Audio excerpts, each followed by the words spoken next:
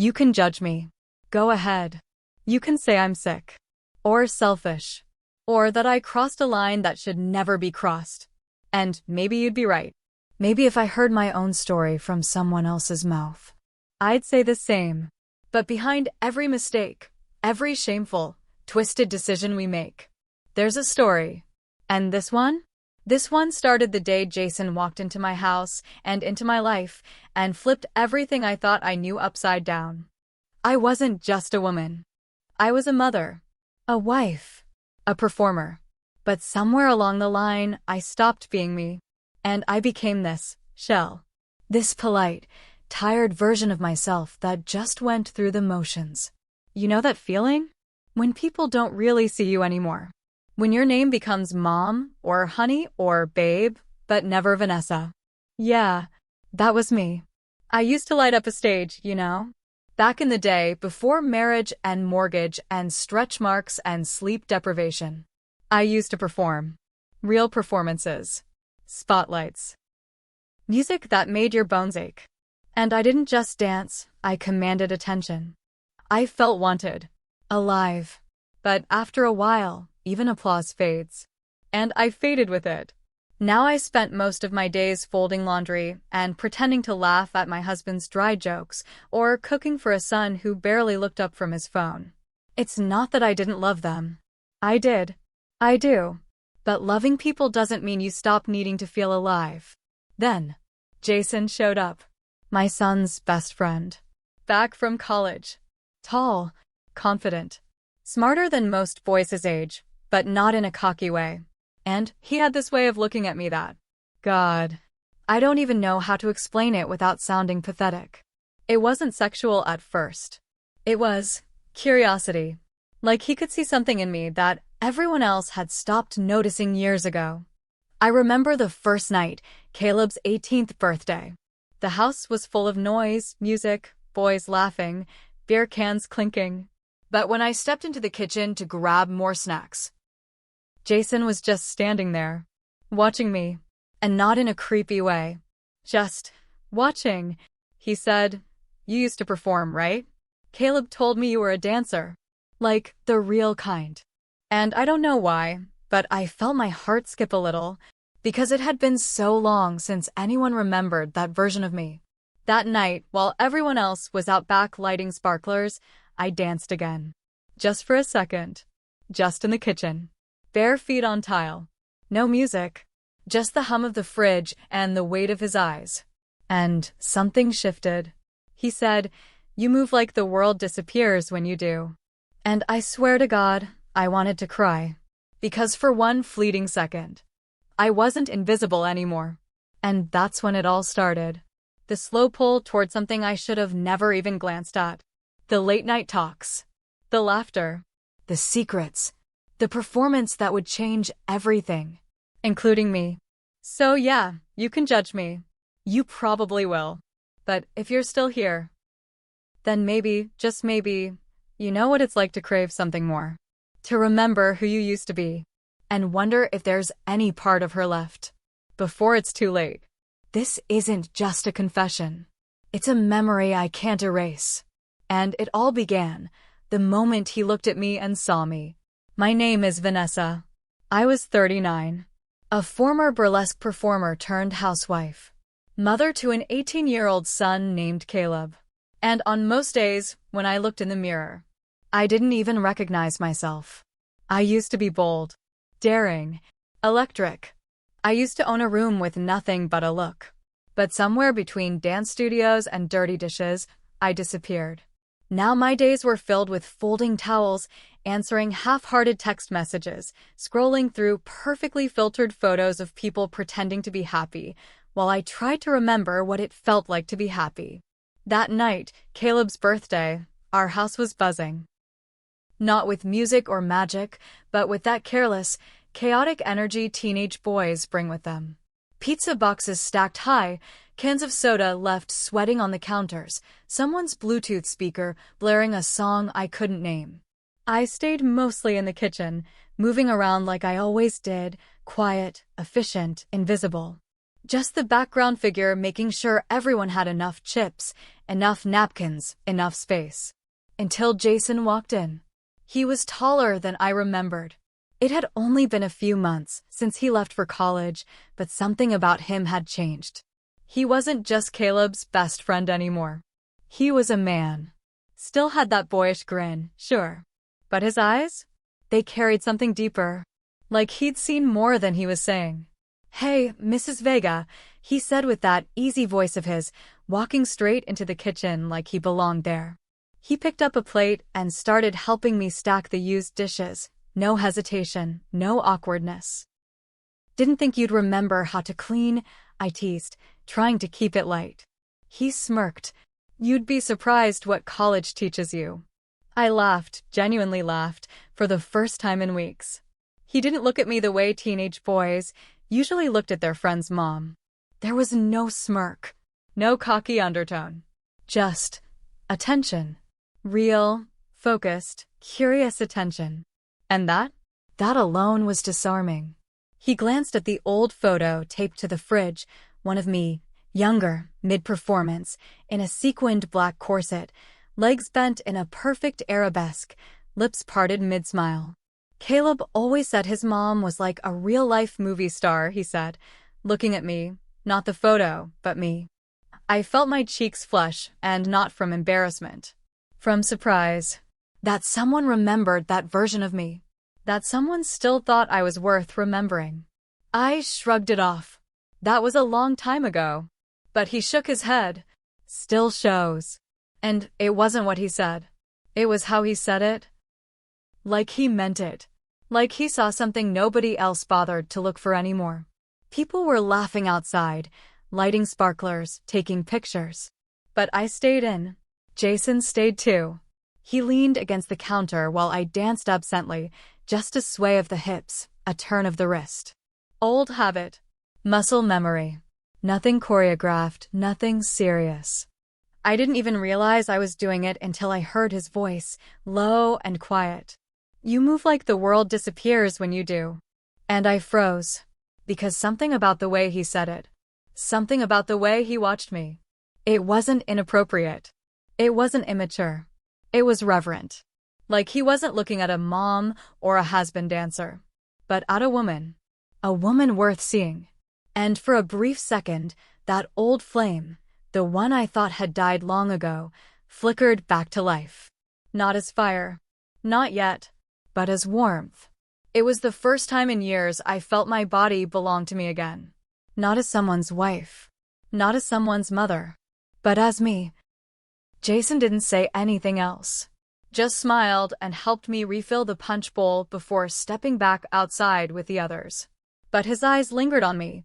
And mine, for the first time in a very long time, lingered right back. That was the night the seed was planted. It was small. Innocent, maybe. But undeniable. Because you don't unfeel something like that. You don't forget the way it feels to be noticed. To be seen. And I didn't sleep much that night. Not because of what happened. But because of what almost did. After Caleb's birthday, I thought things would return to normal. But they didn't. Jason started coming by more often. At first, he said it was just to escape dorm drama. Roommates being loud. Parties getting out of hand. Finals stressing him out. And maybe that was true. But I sensed it. There was something else he was escaping, too. Or maybe he was running toward something. Sometimes he'd show up with pastries. Sometimes with nothing but his quiet company. He'd slip through the back gate, past the creaky fence, and knock twice on the kitchen window like it was our little code. And somehow, slowly, gently, he carved a space in my routine. One I didn't even know I was missing. He asked me questions. Real questions. About my past, my performances, the person I used to be before motherhood wrapped itself around me like vines, comforting and constricting all at once. One evening, just before sunset, I was dusting the bookshelf when he wandered in, holding a cup of chamomile. "You ever think about dancing again?" he asked.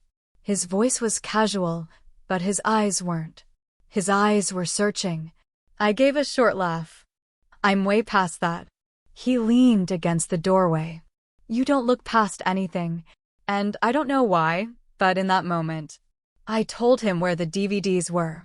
Old recordings of my shows, grainy, scratched, but still intact. They were tucked away in a velvet box behind my wedding album. A forgotten archive of a forgotten self. We sat on the living room floor. The lights off. Just the soft flicker of the TV screen reflecting off the walls. And there she was.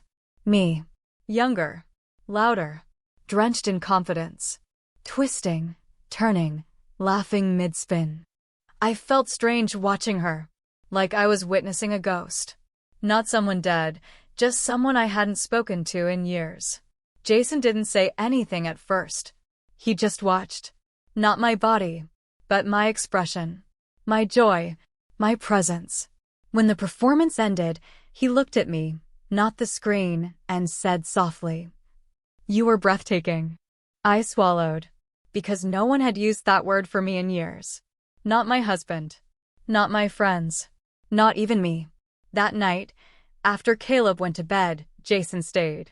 We sat on the back porch with mugs of sleepy time tea.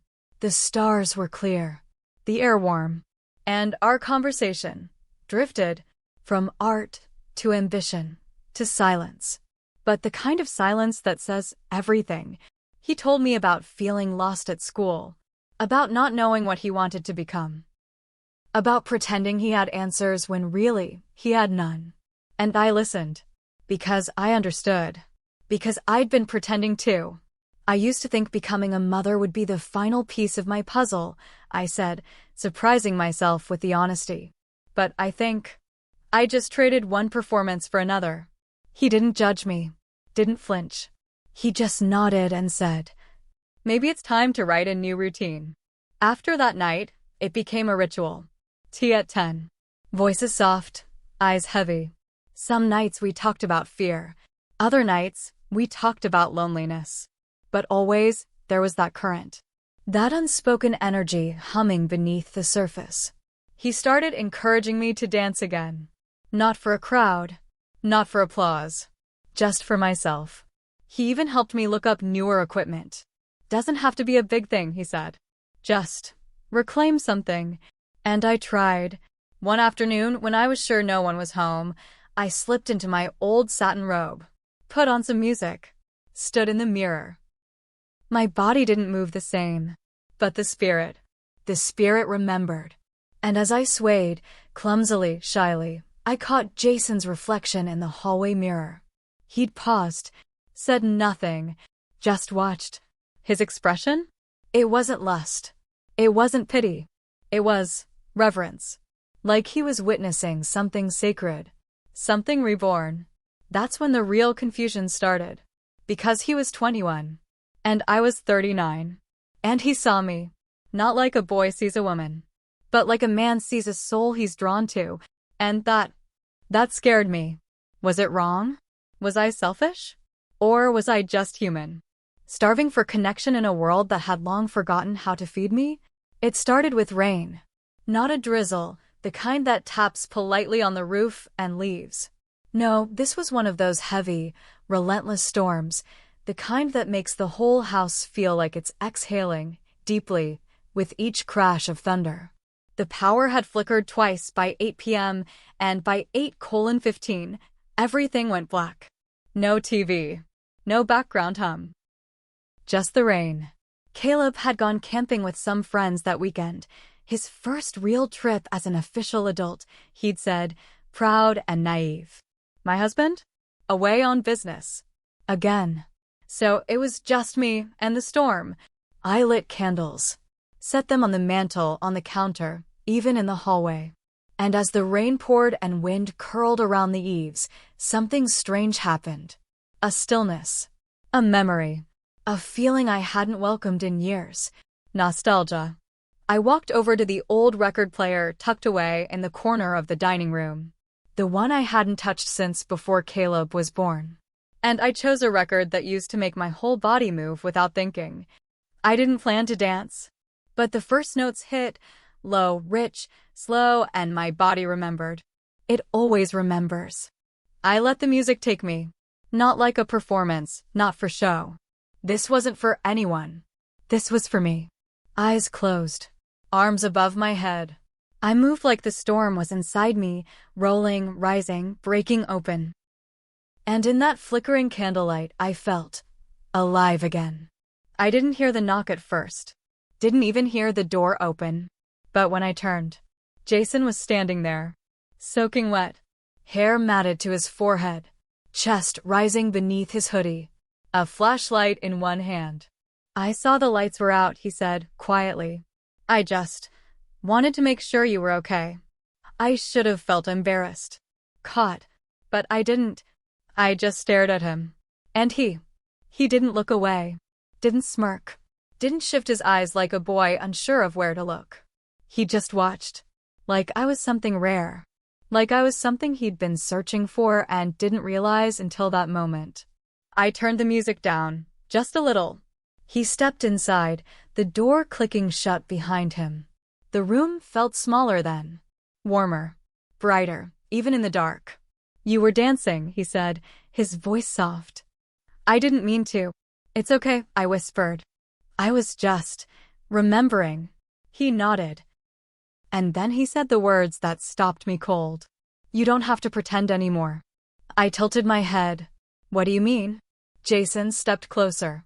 The candlelight caught the edge of his jaw, the damp curve of his lips. You're still her, he said. You're still magic. Magic. My throat tightened. And before I knew it, the tears came. Silently. Like the rain outside, soft at first, then overwhelming. I sank onto the couch, my face in my hands, and tried to breathe through it. Years of silence. Years of being needed but never seen. It all crashed over me at once. Jason didn't speak.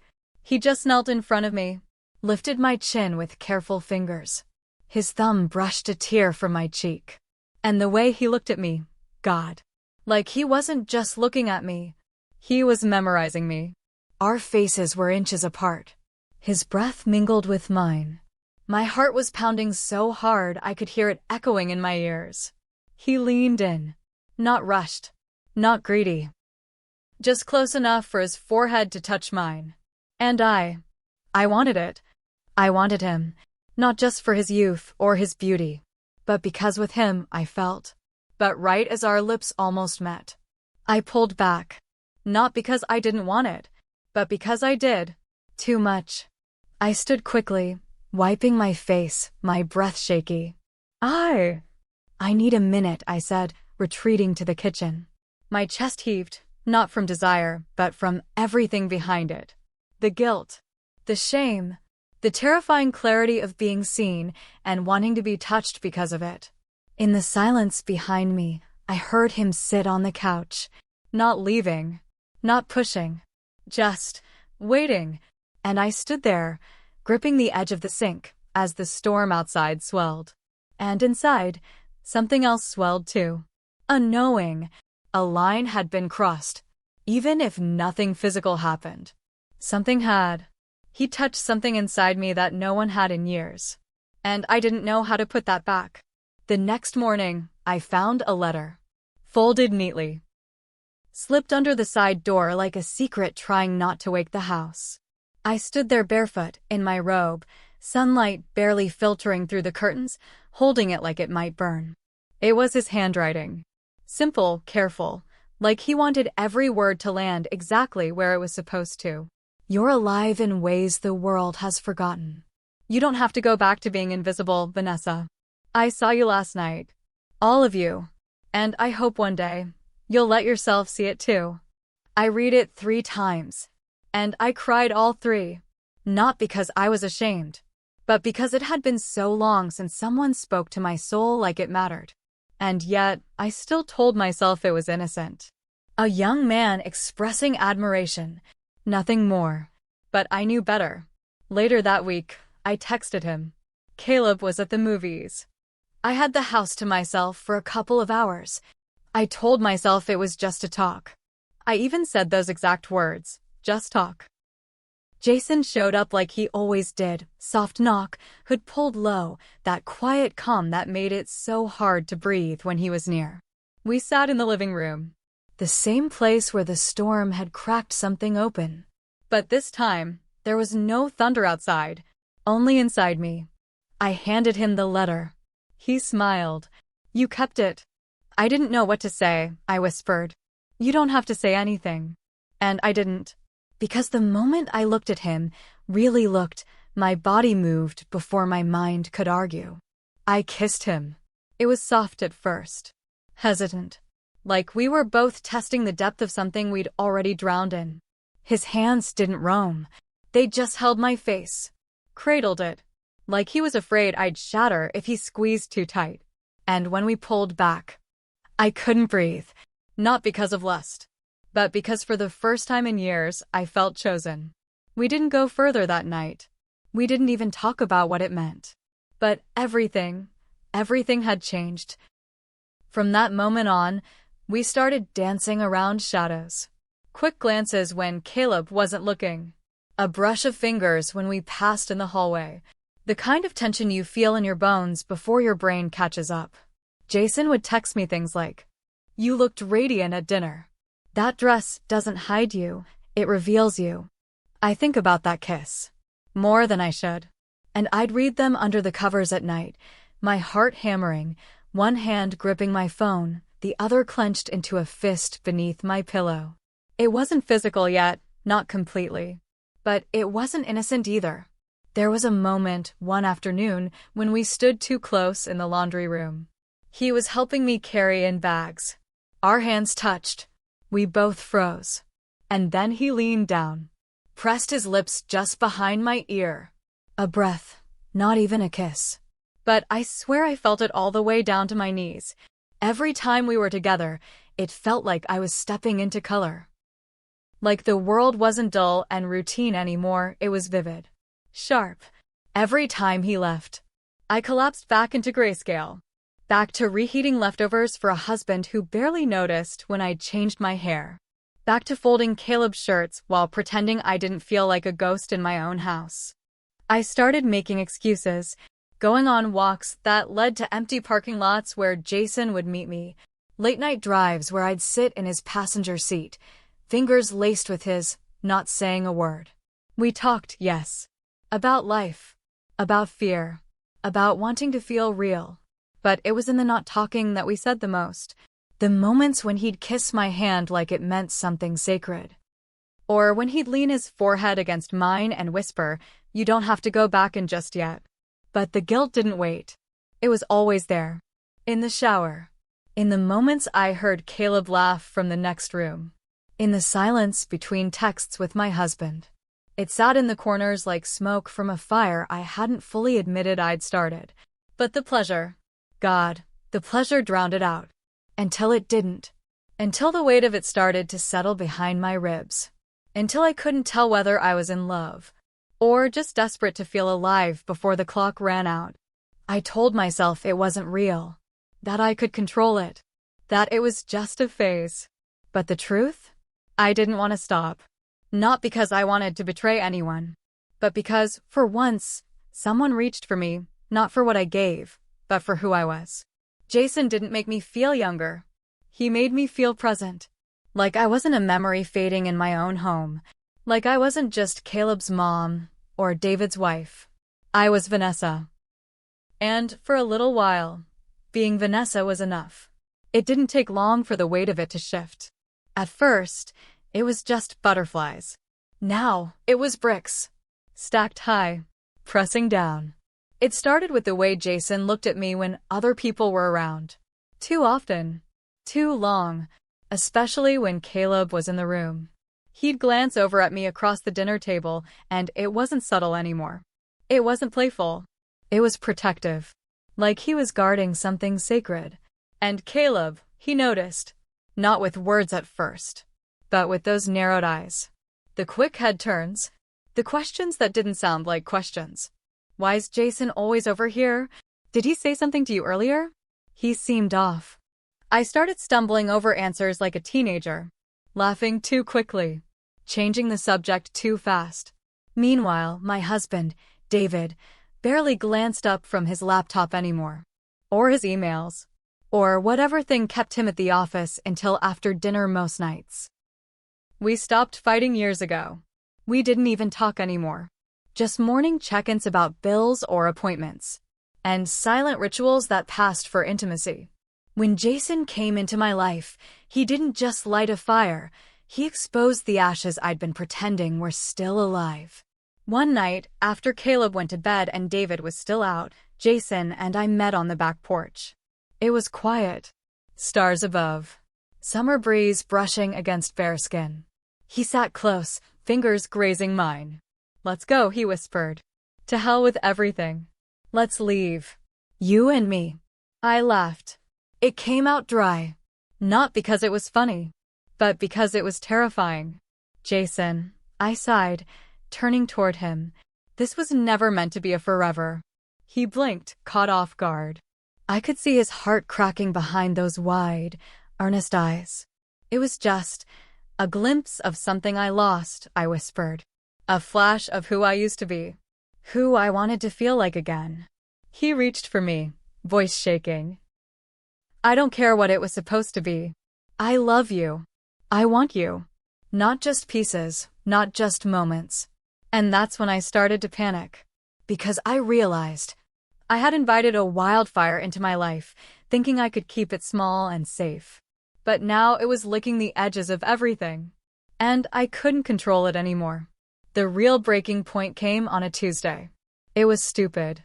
So stupid. Jason had left his sweatshirt in my room. I'd thrown it on the armchair near the vanity. Caleb came in to grab something. He was looking for a charger. And then he stopped. Picked it up. "This Jason's." I froze. There was no reason for me to have it. No reason it should have been there. My heart pounded so loud I couldn't hear my own voice. I tried to play it off. "Yeah, he must have left it the other day. We were all watching a movie, remember?" But he didn't nod. He didn't say anything. He just stared at me. And in that silence, I saw it. Not anger. Worse. Confusion. Pain.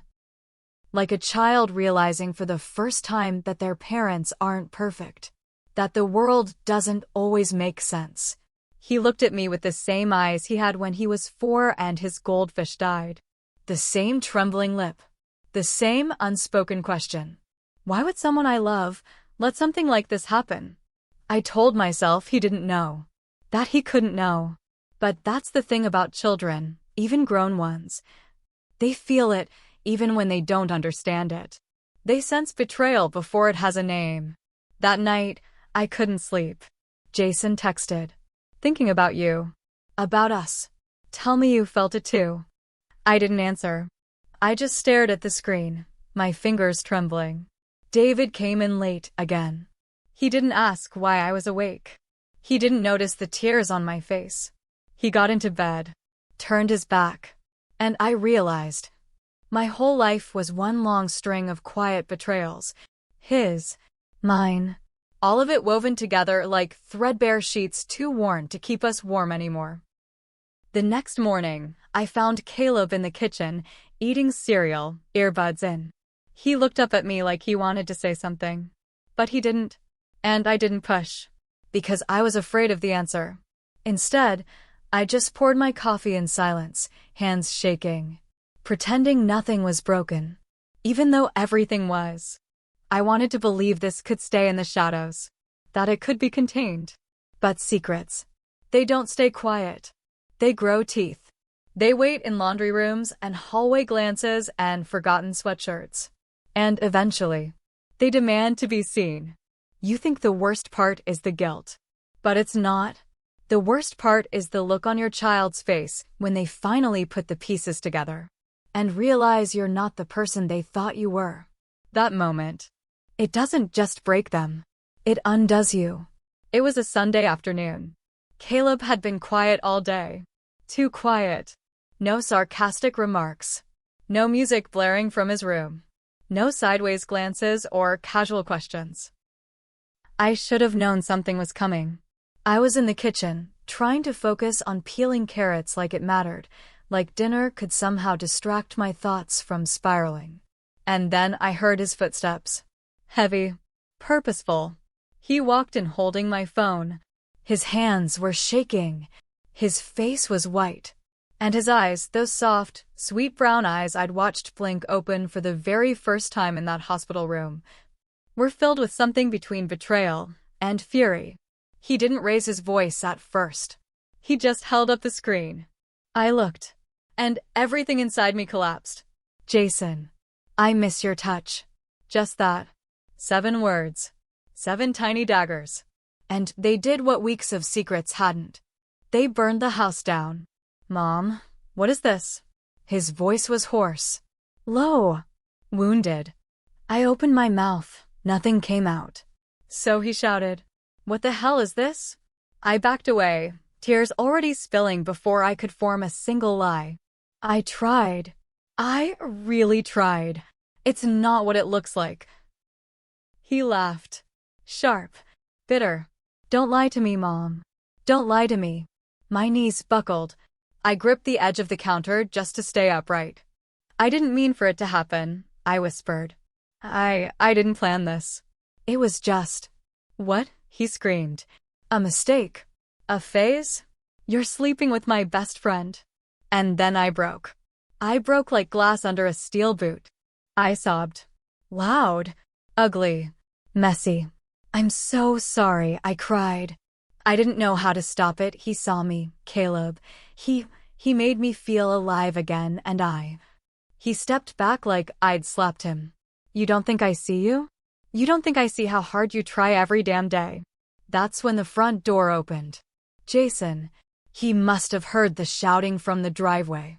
He came in fast, face pale. Caleb, please, let me explain. But before he could take another step, Caleb swung. Right hook. Cracked across Jason's cheekbone. Jason stumbled. Didn't fight back. Didn't even raise his hands. Just stood there, bleeding from the lip, whispering. I'm sorry, man. I didn't mean to hurt you like this. Caleb looked at me, his mother, like he didn't even recognize who I was anymore. I couldn't breathe. I couldn't speak. The air between us was thick with everything we'd never said. And then I said the only thing I could. The only thing that made sense anymore. Jason. Voice cracked. Go. He blinked. Vanessa. Go. Please. And he did. No begging. No arguing. Just silence. A door closing. And then, nothing. The moment I saw the look on my son's face, I knew I had just broken something I could never fix. It wasn't just about the affair. Or Jason. Or the sex. It was about trust. About everything he believed about his family. His home. His mother. Gone. Like ashes blown from a fire that was never supposed to burn this far. And the worst part? I lit the match. Jason disappeared. No calls. No messages. No accidental run-ins. It was like he'd dissolved into thin air. And with him, that brief, burning piece of myself I hadn't realized I'd given away. I told myself it was for the best. That this, silence, was the price I had to pay. But there were nights I'd wake up in a sweat. Dreams of candles, of dancing, of the way he said, "You're still magic." And then I'd roll over. And the cold side of the bed would remind me that magic was gone. Caleb barely spoke to me for months. He'd come home, eat, disappear. Our conversations were stiff. Functional. Do you need money for books? I transferred the rent. No more late-night jokes. No, Mom, can you help with this essay? Just distance. Thick and suffocating. A year later, he moved out for college. And he didn't say goodbye. Just left a note on the counter. Don't wait up. I won't be back for a while. I stood in the hallway for hours after he left. His room was still warm from the sun. Smelled like his cologne and boyhood. And I broke again. Not loud this time. Just quiet. A kind of breaking that feels like being hollowed out from the inside. There were nights I'd watch my old performance tapes. Not to relive the glory, but to remember who I was before life layered over me.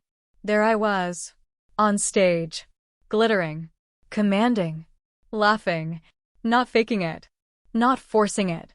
Just free. And I wept. Not because I missed the stage, but because I missed her. The woman who moved like she had nothing to prove. No one to please.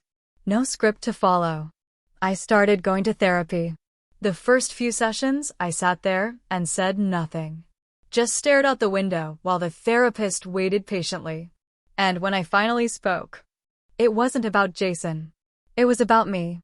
About the years I spent shrinking myself for everyone else. About how I stopped dancing before anyone ever told me to. About how I gave pieces of myself away. Until there was nothing left to come home to, I began journaling again. At first, the pages were stiff. Bullets and fragments. Then the words started flowing like a river that had been dammed up for years. Pain, desire, loneliness, shame, but also hunger, hope, forgiveness. I planted lavender in the backyard. Started waking up early just to breathe, to stretch, to move my body without performance. I took myself to dinner one night. Not for a date. Not to be seen. Just to sit alone. Order a glass of wine. And exist without apology. I didn't just lose Jason. I lost the mask I'd been wearing for nearly 2 decades. The performer.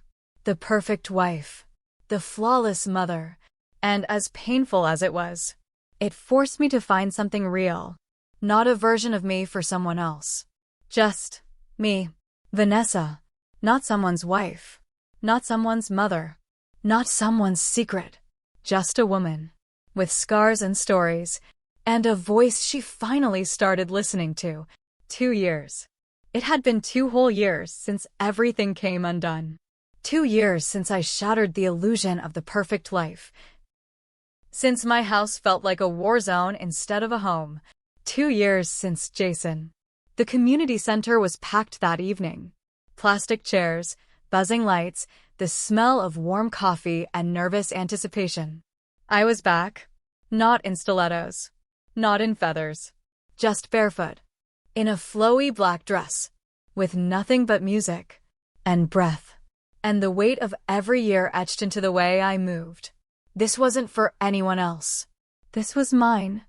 I stepped out onto the floor and let the music wrap itself around me. A gentle, slow burn. Not sexy. Not polished. But honest. My arms moved like I was shedding something. My hips turned as if they remembered what freedom felt like. And when I looked up, he was there. Jason.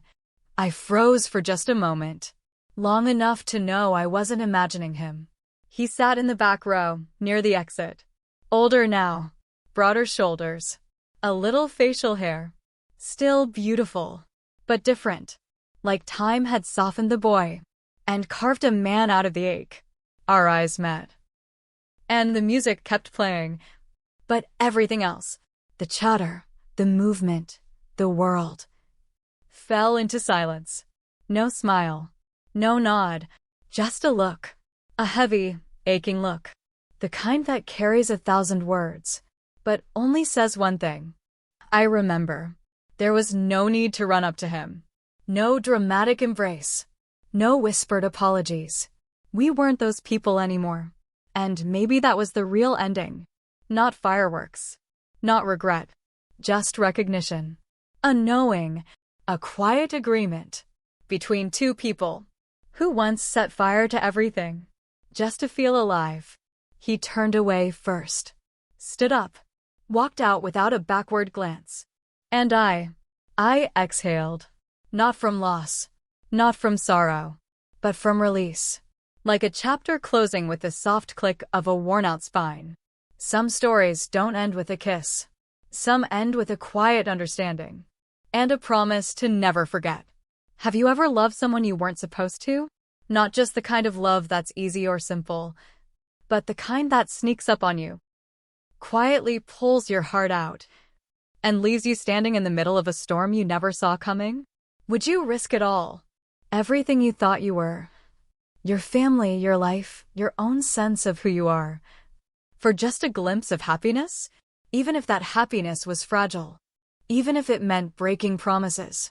and losing pieces of yourself you never knew you needed? I'm not asking you to forgive me. I'm asking you to try to understand. Because behind every choice like mine, there's a human being, flawed, desperate, and searching for something real in a world that often feels numb. So tell me, what would you do if you found yourself standing where I stood? Would you run away or fight to stay? Drop your thoughts down in the comments. I'm listening. And if you want to hear more stories that go where others won't, subscribe to Cheating Confession Diary. We're here to share the messy, the raw, the real. Because sometimes the hardest stories are the ones worth telling.